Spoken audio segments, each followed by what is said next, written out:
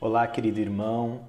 Essa semana tivemos mais uma vez a oportunidade de estudar a nossa lição da Escola Sabatina, ou seja, estudar um pouquinho sobre a Palavra de Deus, não é verdade?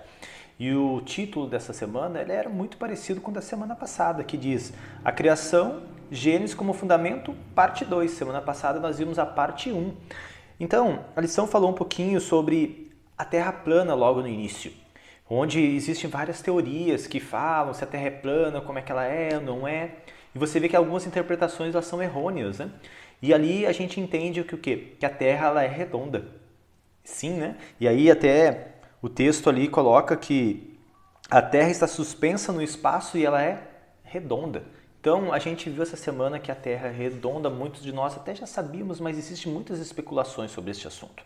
A lição também seguiu falando um pouquinho sobre a criação na literatura antiga, onde mostrou ali que em várias outras literaturas de outras religiões, outros povos, já se falavam na criação, onde existia um criador por trás, onde não se acreditava que tudo surgiu do acaso. Interessante, não é verdade? Eu gostei muito dessa parte da lição. Depois ela falou um pouquinho sobre o Gênesis versus paganismo, o que? Porque mistura muito, né? Religiões, os pagãos, aqueles que acreditam em Deus ou não, para que nós pudéssemos ter um pouquinho mais de noção. E aí eu sublinhei uma parte importante aqui, eu quero ler para você. O uso dos termos luzeiro maior e luzeiro menor mostra que eles foram criados para funções específicas, ou seja, o Sol e a Lua, né?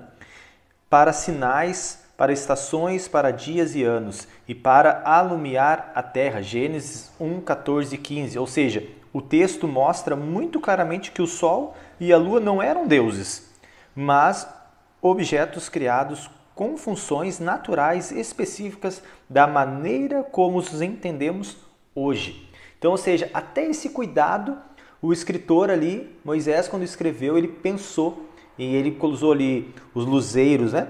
Luzeiro maior e luzeiro menor, ou seja, o Sol e a Lua. Que interessante, né? E depois a criação seguiu falando um pouquinho sobre a criação e o tempo, né? E aí ela falou um pouquinho sobre genealogia, que é o desafio para muitos de nós. Muitos de nós não gostamos de ouvir falar em genealogia, mas a genealogia ela é importante. E eu sublinhei mais uma parte da lição para você aqui e para mim. Por quase 2000 anos, especialistas judeus e cristãos têm interpretado que esses textos representam a história e uma forma precisa de determinar a data do dilúvio e a idade da Terra, pelo menos a partir dos 7 dias da criação, conforme descritos em Gênesis 1, 2. Ou seja, a genealogia, né? Ou seja, uma família após a outra. E aí, lá pela quinta-feira, nós tivemos ali a comprovação que os escritores bíblicos do Novo Testamento acreditavam que a Terra, que eu e você fomos feitos de um Criador, que nós não somos feitos do acaso. E aí a lição nos deu inúmeros versos no Novo Testamento, começando em Mateus e terminando em Apocalipse. Muito legal. Querido, e eu quero finalizar lendo esse trechinho para você aqui, ó. Mas quando os homens deixam a palavra de Deus em relação à história da criação e buscam explicar as obras criativas de Deus com base em princípios naturais, estão em um oceano limitado de incerteza. Sabe, querido, muitas pessoas vivem dentro desse oceano de incertezas e especulações. Porque fulano disse isso, ciclano disse aquilo outro. Querido, fique com o que a Bíblia fale. Pela fé.